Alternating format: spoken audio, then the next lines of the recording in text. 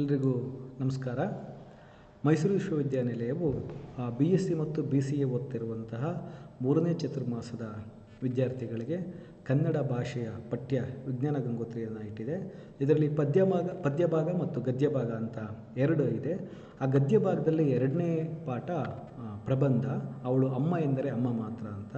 ಇದನ್ನು ಬರೆದಿರೋರು ನಮ್ಮ ನಡುವಿನ ಸಂವೇದನಾಶೀಲ ಪತ್ರಕರ್ತರಾದಂಥ ರವೀಂದ್ರ ಭಟ್ಟ ಅವರು. ಈಗಾಗಲೇ ಕಳೆದ 2 ವಿಡಿಯೋಗಳಲ್ಲಿ ನಾನು ಈ ಪ್ರಬಂಧದ ಲೇಖಕರಾದಂಥ ರವೀಂದ್ರ ಭಟ್ಟ ಅವರ ಬಗ್ಗೆ ಮತ್ತು ಈ ಪ್ರಬಂಧದ ಆರಂಭದ ವಿಚಾರಗಳನ್ನು 2ನೇ ಎಪಿಸೋಡಲ್ಲಿ ಚರ್ಚಿಸಿದ್ದೀನಿ. ಇದು ಈ ಪಠ್ಯದ 3ನೇ ಭಾಗ. ಇದರಲ್ಲಿ ನಾವು ತಾಯಂದಿರು ತಮ್ಮ ಕಿವುಡು ಮಕ್ಕಳಿಗೆ ಮಾತು ಕಲಿಸುವ ಹಂತಗಳನ್ನ ಕುರಿತು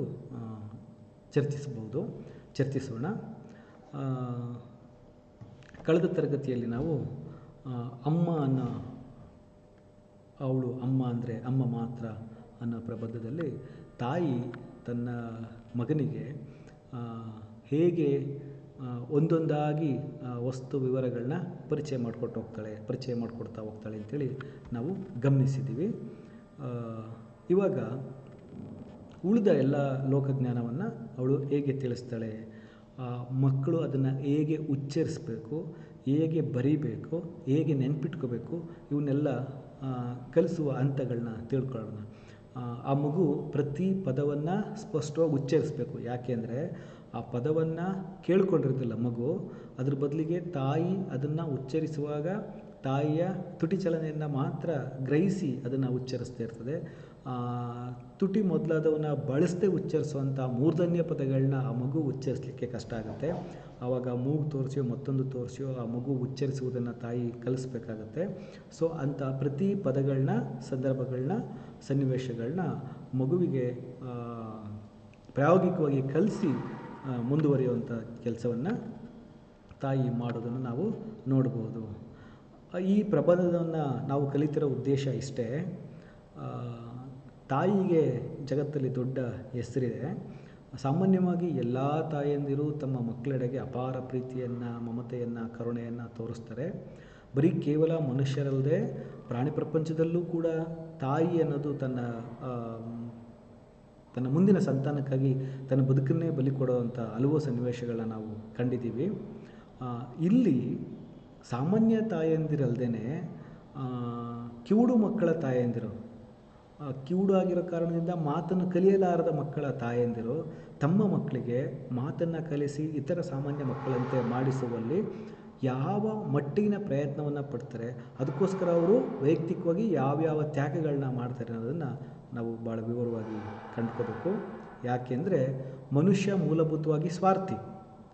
ಆದರೆ ತಾಯಿ ತನ್ನ ಕರುಳು ಕುಡಿಯನ್ನು ನೇರ್ಪುಗೊಳಿಸಲಿಕ್ಕೆ ಎಷ್ಟರ ಮಟ್ಟಿಗೆ ಇಂಥ ಸ್ವಾರ್ಥತನವನ್ನು ಮೀರಿ ತನ್ನ ಹವ್ಯಾಸ, ಆಸಕ್ತಿ, ಅಭಿರುಚಿಗಳನ್ನೆಲ್ಲ ಬದಿಗಿಟ್ಟು ಕೊಂದುಕೊಂಡು ತನ್ನ ಮಗುವಿಗೋಸ್ಕರ ಎಷ್ಟರ ಮಟ್ಟಿಗೆ ತ್ಯಾಗ ಮಾಡ್ತಾಳೆ ಅನ್ನೋದನ್ನು ನಾವು ಈ ಪ್ರಬಂಧದಲ್ಲಿ ಕಲಿತೀವಿ. ಸೊ ಮಗು ಕಲಿತಾ ಇರೋದಿಲ್ಲ. ಈ ಕಿವುಡು ಮಗು ಏನು ಕೇಳಿಸ್ಕೊಳ್ಳೋದಿಲ್ಲ, ಅದರಿಂದ ಯಾವುದಕ್ಕೂ ಪ್ರತಿಕ್ರಿಯಿಸ್ತಾ ಇರೋದಿಲ್ಲ. ಅದರಿಂದ ಮಗುವಿನ ಕಲಿಕೆ ಶೂನ್ಯ ಆಗಿರ್ತದೆ.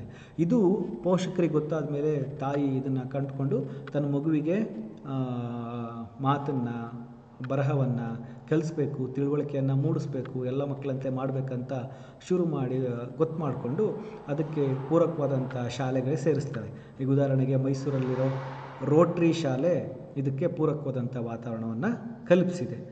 ಹೀಗೆ ಇಂಥ ಶಾಲೆಗಳಿಗೆ ಮಕ್ಕಳನ್ನು ಕರ್ಕೊಂಡೋಗಿ ಸೇರಿಸಿದ ಮೇಲೆ ಕೇವಲ ಮಕ್ಕಳನ್ನ ಶಾಲೆ ಕಳ್ಸೋಂಗಿಲ್ಲ.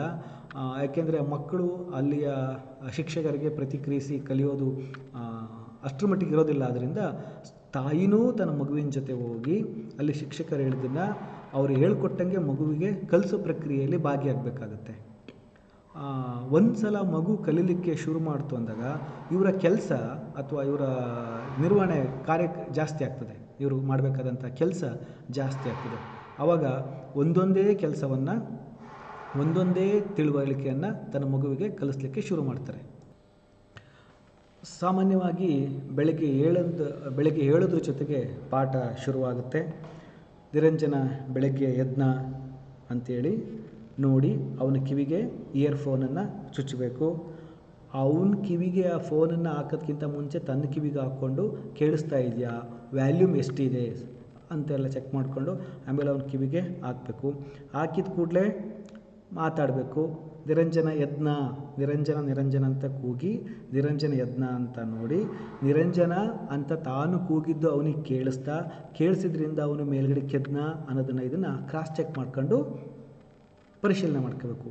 ಆಮೇಲೆ ಅವನು ಹಾಸಿಗೆ ಮೇಲೆ ಅವನು ಮಲಗಿದ್ದ ಹಾಸಿಗೆ, ಹೊತ್ಕೊಂಡಿದ್ದು ಕಂಬಳಿ, ಇವು ಕೂಡ ಅವನಿಗೆ ತಿಳಿತಾ ಗೊತ್ತಾಗ್ತಿದ್ದಾವ ಅಂತೇಳಿ ಇವಳು ಕನ್ಫರ್ಮ್ ಮಾಡ್ಕೋಬೇಕು. ಆಮೇಲೆ ಈ ಪ್ರಕ್ರಿಯೆ ಅವನಿಗೆ ರಿಜಿಸ್ಟರ್ ಆಗಬೇಕು. ಹೇಗೆ ಅಂದರೆ, ತಾನು ಇದುವರೆಗೂ ಮಲಗಿದ್ದೆ, ಇವಾಗ ಎದ್ದೆ, ಇವಾಗ ಬ್ರಷ್ ಮಾಡಬೇಕು, ಇವಾಗ ಮುಖ ತೊಳಿಬೇಕು, ಇವಾಗ ಹಾಲು ಕುಡಿಬೇಕು, ಈ ಥರ ಒಂದೊಂದು ಹಂತಗಳು ಅವನ ಒಳಗಡೆ ಇಳಿತಾ ಹೋಗಬೇಕು. ಆವಾಗ ಮಾತ್ರ ಆ ಕಲಿಕೆ ಯಶಸ್ವಿ ಆಗ್ತದೆ. ಯಾಕೆಂದರೆ ಇವತ್ತು ಇವನ್ನೆಲ್ಲ ಕಲಿತ್ರೆ ಮತ್ತು ನಾಳೆಯಿಂದ ಮಲಗಿ ಎದ್ದ ಕೂಡಲೇ ಬ್ರಷ್ ಮಾಡೋದು, ಸ್ನಾನ ಮಾಡೋದು, ಹಾಲು ಕುಡಿಯೋದು, ಬಟ್ಟೆ ಹಾಕ್ಕೊಳ್ಳೋದು, ಈ ಥರ ಒಂದೊಂದು ಕೆಲಸಗಳನ್ನ ಕಲಿತಾ ಹೋಗ್ತಾನೆ. ಇವೆಲ್ಲ ಅವನ ಒಳಗಡೆ ಅರಿವಿನ ಕೋಶಕ್ಕೆ ಸೇರ್ತಾ ಇದೆಯಾ ಅಂತ ದೀಪ ಪರಿಶೀಲಿಸ್ತಾ ಇರ್ತಾಳೆ. ಅದಕ್ಕೆ ನಿರಂಜನ ಎದ್ದನ ಅಂತ ಪ್ರಶ್ನೆ ಕೇಳಿ, ಹೌದು ನಾನು ಎದ್ದೆ ಅಂತ ಅವನು ಹೇಳೋವರೆಗೂ ಈ ಪ್ರಶ್ನೆ ಭಾಳ ನಿರಂತರವಾಗಿ ಮುಂದುವರಿತಾ ಹೋಗ್ತದೆ. ಹಾಗೆಯೇ ಅವನು ಯಾವುದ್ರ ಮೇಲೆ ಮಲಗಿದ್ದ, ಏನು ಒತ್ಕೊಂಡಿದ್ದ, ಅವೆಲ್ಲ ಮತ್ತೆ ಪ್ರಶ್ನೆ ಕೇಳಿ ಅವನಿಂದ ಅದಕ್ಕೆ ಸೂಕ್ತ ಉತ್ತರ ಬರೋವರೆಗೂ ಆ ಪ್ರಶ್ನೆಗಳು ಮುಂದುವರಿತಾನೆ ಇದ್ದು, ಆಮೇಲೆ ಅವನು ಅದನ್ನು ತಿಳ್ಕೊಂಡಿದ್ದಾನೆ ಅಂತ ಗೊತ್ತಾಗಿ ಅವನು ಅದಕ್ಕೆ ಸೂಕ್ತ ಉತ್ತರಗಳನ್ನ ಕೊಟ್ಟ ಮೇಲೆ ಮುಂದಿನ ವಿಚಾರಗಳಿಗೆ ಹೋಗ್ತದೆ. ಉದಾಹರಣೆಗೆ, ಮೊದಲು ಬಾಲ್, ಸಾಮಾನ್ಯವಾಗಿ ಎಲ್ಲ ಮಕ್ಕಳಿಗೂ ಬಾಲ್ ಇಷ್ಟ ಆಗುತ್ತೆ, ಇದರಿಂದಲೇ ಇವನು ಕಲಿಕೆಯನ್ನು ಶುರು ಮಾಡ್ತಾರೆ ಅಂತ ಅನ್ಬೋದು. ಮೊದಲಿಗೆ ಅದು ಬಾಲು, ಅದು ಪುಟಿಯುತ್ತೆ ಅಂತೇಳಿ ಹೇಳಿಕೊಟ್ಟು ಅದರ ಸ್ವರೂಪವನ್ನು ಪರಿಚಯಿಸ್ಕೊಡ್ತಾರೆ. ಆಮೇಲೆ ಬಾಲ್ನನ್ನು ವಿವಿಧ ರೂಪಗಳಲ್ಲಿ, ವಿವಿಧ ಬಣ್ಣಗಳಲ್ಲಿ, ವಿವಿಧ ಗಾತ್ರಗಳಲ್ಲಿ ಕಲಿಸ್ಕೊಡ್ಲಿಕ್ಕೆ ಅಥವಾ ಅದನ್ನು ತಿಳಿಸ್ಕೊಡ್ಲಿಕ್ಕೆ ಪ್ರಯತ್ನ ಪಡ್ತಾರೆ. ಕ್ರಿಕೆಟ್ ಬಾಲ್ ಯಾವುದು, ಟೆನ್ನಿಸ್ ಬಾಲ್ ಯಾವುದು, ವಾಲಿಬಾಲ್ ಯಾವುದು, ಫುಟ್ಬಾಲ್ ಯಾವುದು, ಅದು ಹೇಗೆ ಮಿಡಿಯುತ್ತೆ, ಯಾವ್ಯಾವ ಬಾಲನ್ನು ಯಾವ್ಯಾವ ಆಟಕ್ಕೆ ಬಳಸಬೇಕು ಇತ್ಯಾದಿ ಎಲ್ಲವನ್ನು ಒಂದೊಂದಾಗಿ ಅವನಿಗೆ ಹೇಳ್ಕೊಡ್ತಾರೆ. ಅವನು ಹೇಳ್ಕೊಟ್ಟೋದನ್ನು ಕಲಿತೆ ಅಂತ ಕನ್ಫರ್ಮ್ ಆದಮೇಲೆ, ಅವನು ಅದನ್ನು ಕಲಿತ ಅಂತ ನಮಗೆ ಮನದಟ್ಟಾದಮೇಲೆ ನಾವು ಮುಂದಿನ ಕಲಿಕೆ ವಿಚಾರದ ಕಡೆಗೆ ತೊಡಗ್ತೀವಿ. ಈಗ ಬಾಲ್ ಪರಿಚಯ ಆದಮೇಲೆ ಅವನಿಗೆ ಸಾಮಾನ್ಯವಾಗಿ ಬಣ್ಣಗಳನ್ನು ಪರಿಚಯ ಮಾಡಿಕೊಡ್ತಾರೆ. ಇವು ಭಾಳ ಮೂಲಭೂತವಾದಂಥ ವಿಚಾರಗಳು ಕಲಿಸುವುದರಲ್ಲಿ. ಕಿವುಡು ಮಕ್ಕಳು ಸಾಮಾನ್ಯವಾಗಿ ಎಲ್ಲರಿಂದ ಕೇಳಿ ತಿಳಿದುಕೊಂಡು ಅದನ್ನು ಅರಿವಿನ ಕೋಶಕ್ಕೆ ಸೇರಿಸ್ಕೊಳ್ಳಾರದ ಮಕ್ಕಳಿಗೆ ನಾವೇ ವಿಶೇಷ ಮುತುವರ್ಜನೆ ವಹಿಸಿ ಕಲಿಸ್ಬೇಕಾಗುತ್ತೆ.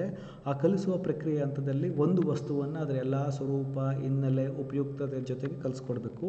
ಆ ಒಂದು ವಸ್ತುವನ್ನು ಪೂರ್ತಿಯಾಗಿ ಕಲಿತ ಮೇಲೆ ಅದೇ ರೀತಿಯ ಅದೇ ದಾಟಿಯಲ್ಲಿ ಕಲಿಯುವಂಥ ಇತರೆ ವಸ್ತುಗಳನ್ನ, ವಿವರಗಳನ್ನ ಮಗುವಿಗೆ ಪರಿಚಯ ಮಾಡಿಕೊಡ್ಬೇಕಾಗತ್ತೆ.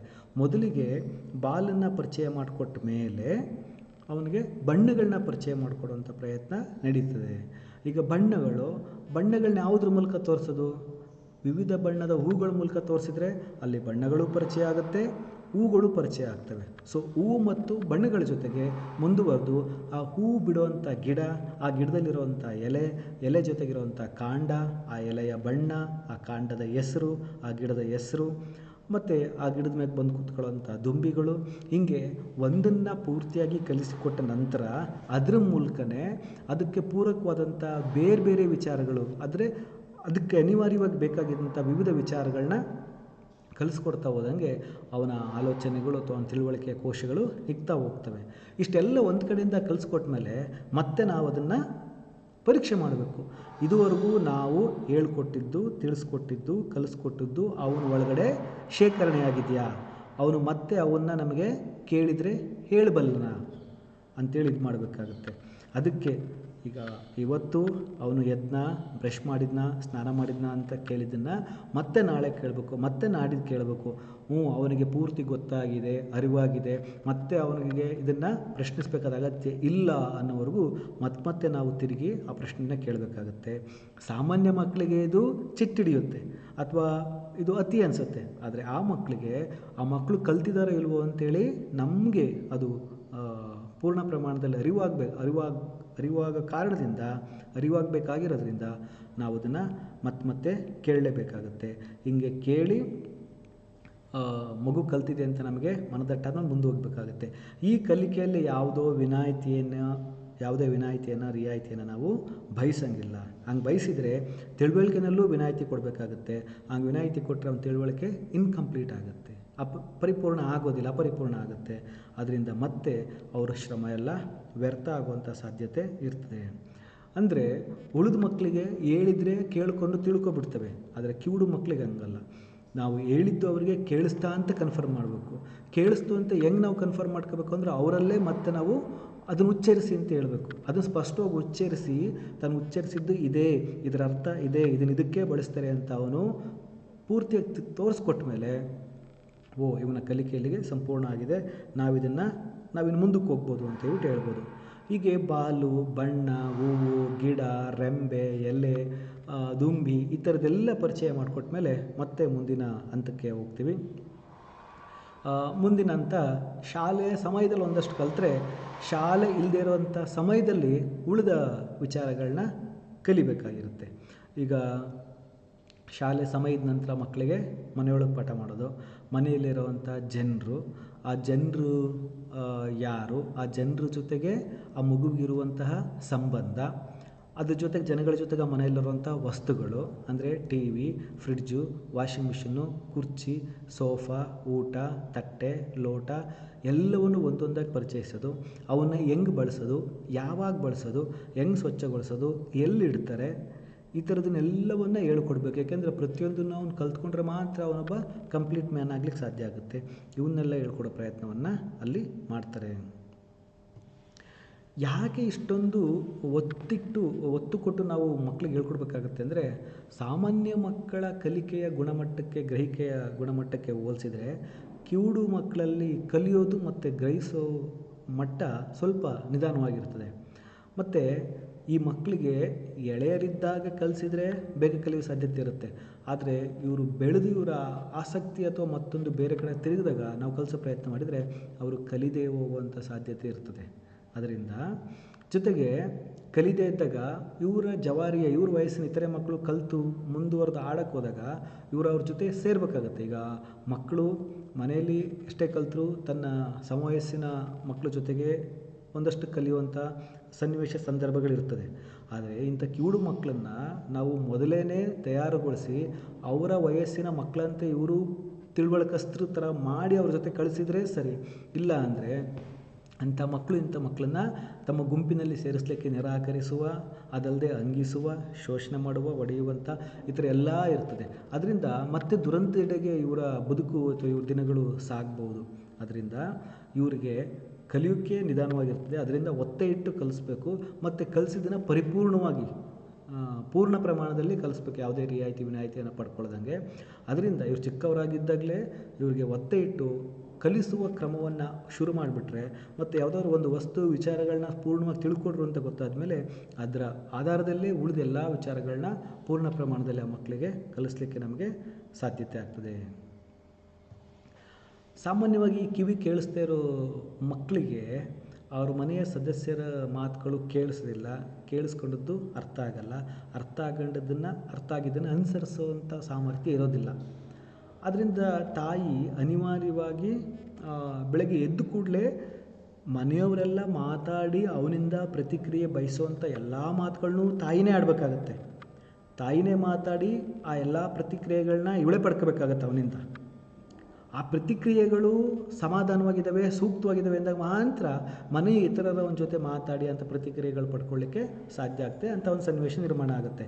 ಅವೆಲ್ಲಕ್ಕಿಂತ ಮುಂಚೆ ಅದನ್ನು ಆ ಹಂತಗಳನ್ನೆಲ್ಲ ಪಾಸ್ ಮಾಡೋಕ್ಕಾದವಳು ತಾಯಿನೇ ಆಗಿರ್ತಾಳೆ. ಅದರಿಂದ ತಾಯಿಯ ಜವಾಬ್ದಾರಿ ಜಾಸ್ತಿ ಅಂತ. ತನ್ನ ಮಗು ಭವಿಷ್ಯದಲ್ಲಿ ಜಗತ್ತಿನ ಯಾರ ಜೊತೆ ಹೇಗೆ ಒಡನಾಡುತ್ತೆ ಅನ್ನೋದನ್ನೆಲ್ಲ ಮೊದಲೇ ಗ್ರಹಿಸಿ, ಯಾರ್ಯಾರ ಜೊತೆ ಹೇಗೆ ವರ್ತಿಸ್ಬೇಕು, ಮಾತಾಡಿಸ್ಬೇಕು ಅನ್ನೋದನ್ನೆಲ್ಲ ತುಂಬಿ ಅವಳಿಗೆ ಆ ಮಗುಗೆ ತುಂಬಿ ಅವನನ್ನು ಎಲ್ಲ ಸಂದರ್ಭಕ್ಕೂ ಸನ್ನಿವೇಶಕ್ಕೂ ಯೋಗ್ಯನನ್ನಾಗಿ ಮಾಡುವಂಥದ್ದು ಇದೆಯಲ್ಲ, ಅದು ಸುಲಭ ಸಾಧ್ಯವಾದ ವಿಚಾರ ಅಲ್ಲ. ಅದರಿಂದನೇ ತಾಯಿಯಾದವಳು ತನ್ನ ಮಗುವಿಗೆ ಯಾವ ದಯೆ, ದಾಕ್ಷಿಣ್ಯ, ನಾಚಿಕೆ ಮತ್ತೊಂದನ್ನೆಲ್ಲ ಇಟ್ಕೊಳ್ದೇನೆ ಬಿಟ್ಟು ಅವನು ಪೂರ್ತಿಯಾಗಿ ಸ್ಪಷ್ಟವಾಗಿ ಸರಿಯಾಗಿ ಕಲ್ತ್ನ. ಅದಕ್ಕೆ ಎದ್ದರೆ ಬ್ರಷ್ ಮಾಡಿದ್ನ, ಮುಖ ತೊಳೆದ್ನ, ಬಟ್ಟೆ ಹಾಕ್ಕೊಂಡ, ತಿಂಡಿ ತಿನ್ನ, ಊಟ ಮಾಡಿದ್ನ, ಇದು ಯಾವ ದಿನ, ಇದು ಯಾವ ವಾರ, ಇವ್ರು ಯಾರು, ಇದೇನು, ಯಾವಾಗ ಊಟ ಮಾಡಬೇಕು, ಯಾವಾಗ ಮಲಗಬೇಕು, ಯಾತ್ರ ಮೇಲೆ ಮಲಗಬೇಕು, ನಾನು ಯಾತ್ರ ಮೇಲೆ ಮಲಗಿದ್ದೆ, ನಾನೇನು ಹೊತ್ಕೊಂಡಿದ್ದೆ, ಪ್ರತಿಯೊಂದನ್ನು ತಾಯಿಯಾದವಳು ತನ್ನ ಮಗುವಿಗೆ ವಿವರವಾಗಿ ಹೇಳ್ಕೊಡ್ತಾ ಇರ್ತಾಳೆ. ಆ ನಿನ್ನೆ ನಾಳೆ ಇಂದುಗಳನ್ನ ಕಳಿಸೋದೇ ಒಂದು ದೊಡ್ಡ ಚಾಲೆಂಜ್ ಈ ಮಕ್ಕಳಿಗೆ. ಕ್ಯಾಲೆಂಡ್ರ್ ಪರಿಚಯ ಮಾಡಿಕೊಡ್ಬೇಕು.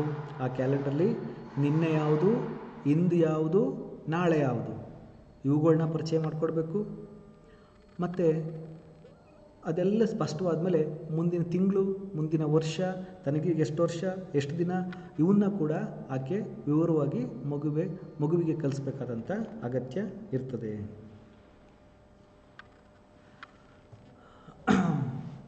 ಅದೇ ಮೊದಲೇ ಹೇಳ್ದಂಗೆ ಕಿವುಡು ಮಕ್ಕಳಿಗೆ ಮಾತು ಕಲಿಸೋದು ಒಂದು ಯಜ್ಞ ಇದ್ದಂಗೆ. ಈ ಯಜ್ಞದಲ್ಲಿ ತಾಯಂದಿರು ದೀಕ್ಷಿತರು. ಆದರೆ ಇವರು ದೀಕ್ಷಿತರಾಗಿ ಮಕ್ಕಳಿಗೆ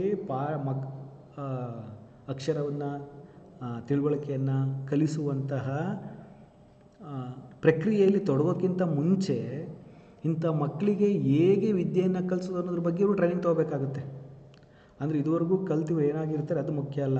ಇನ್ನು ಮುಂದೆ ತಮ್ಮ ಕಿವುಡು ಮಕ್ಕಳಿಗೆ ಹೇಗೆ ಕಲಿಸೋದು ಅದ್ರ ಬಗ್ಗೆ ಇವರು ವಿಶೇಷ ತರಬೇತಿಯನ್ನು ಪಡ್ಕೊಂಡಾಗ ಮಾತ್ರ ಇವ್ರಿಗೆ ತನ್ನ ಮಕ್ಕಳಿಗೆ ಸರಿಯಾಗಿ ಕಲಿಸ್ಲಿಕ್ಕೆ ಸಾಧ್ಯ ಆಗ್ತದೆ. ಇನ್ನು ಇವರು ಮಕ್ಕಳು ಹೋಗುವಂಥ ರೋಟ್ರಿ ಶಾಲೆಗೆ ಇವರು ಹೋಗಿ ಅಲ್ಲಿ ಆ ಮಕ್ಕಳ ಜೊತೆಗೆ ಅಷ್ಟು ಹೊತ್ತು ಕೂತಿದ್ದು ಗಮನಿಸಿ. ಉಳಿದವರೆಲ್ಲ ಆದರೆ ಡ್ಯೂಟಿ ಅವರ್ಸಲ್ಲಿ ಡ್ಯೂಟಿ ಮಾಡಿ ಉಳಿದಂತೆ ರೆಸ್ಟ್ ಮಾಡ್ತಾರೆ. ಆದರೆ ಈ ತಾಯಂದಿರು ಹಂಗಲ್ಲ. ಬೆಳಿಗ್ಗೆ ಮಗ ಹೇಳೋದಕ್ಕಿಂತ ಮುಂಚೆ ಡ್ಯೂಟಿ ಜಾಯಿನ್ ಆಗ್ತಾರೆ. ಮಗುವನ್ನೆಲ್ಲ ಸಿದ್ಧಗೊಳಿಸಿ ಶಾಲೆ ಕರ್ಕೊ ಹೋಗ್ತಾರೆ. ಶಾಲೆಯಲ್ಲಿ ಮಗುವಿನ ಜೊತೆ ಪೂರ್ತಿ ಸಮಯ ಇರ್ತಾರೆ. ಮತ್ತು ಮಗುವಿನ ಮನೆಗೆ ಕರ್ಕೊಬರೋ ಹಾದಿಯಲ್ಲೂ ಹೇಳ್ಕೊಡ್ತಾರೆ, ಆ ದಾರಿಯಲ್ಲೂ ಪಾಠ ಹೇಳ್ಕೊಡ್ತಾರೆ. ಜೊತೆಗೆ ಮನೇಲಿ ಬಂದ ಕೂಡಲೇ ಶುರುವಾಗ್ತದೆ. ಆ ಮಗು ಮಲ್ಗೋವರೆಗೂ ಡ್ಯೂಟಿ. ಇಷ್ಟೊತ್ತು ಯಾರು ಡ್ಯೂಟಿ ಮಾಡ್ತಾರೆ? ಅಮ್ಮಂದಿರನ್ನ ಬಿಟ್ಟರೆ. ಇಂಥ ವಿಶೇಷ ಚೇತನ ಮಕ್ಕಳ ತಾಯಂದಿರು ಬಿಟ್ಟರೆ ಯಾರು ಈ ರೀತಿ ಕಂಟಿನ್ಯೂಯಸ್ ಆಗಿ ಕೆಲಸವನ್ನು ಮಾಡಲಾಗ್ತದೆ.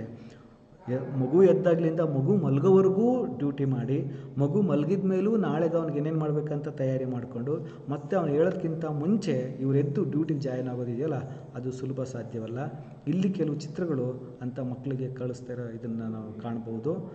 ಕೆಲವು ಪ್ರಶ್ನೆಗಳು ಇದ್ದಾವೆ, ಗಮನಿಸಿ ಓದ್ಕೊಳ್ಳಿ. ಇನ್ನು ಕಡೆಯ ಭಾಗ ಇದೆ. ಇದರ ಈ ಪ್ರೋಸೆಸ್ಸಲ್ಲಿ ಈ ತಾಯಂದಿರು ಎಷ್ಟರ ಮಟ್ಟಿಗೆ ಯಶಸ್ವಿ ಆಗ್ತಾರೆ ಅಂತ ಕೆಲವು ಉದಾಹರಣೆಗಳನ್ನ ತಿಳ್ಕೊಂಡು ಅಂಥ ಕೆಲವು ಉದಾಹರಣೆಗಳ ಮುಂದಿನ ಎಪಿಸೋಡಲ್ಲಿ ತಿಳಿಸೋಣ. ಈಗ ವಿರಮಿಸೋಣ. ಧನ್ಯವಾದಗಳು.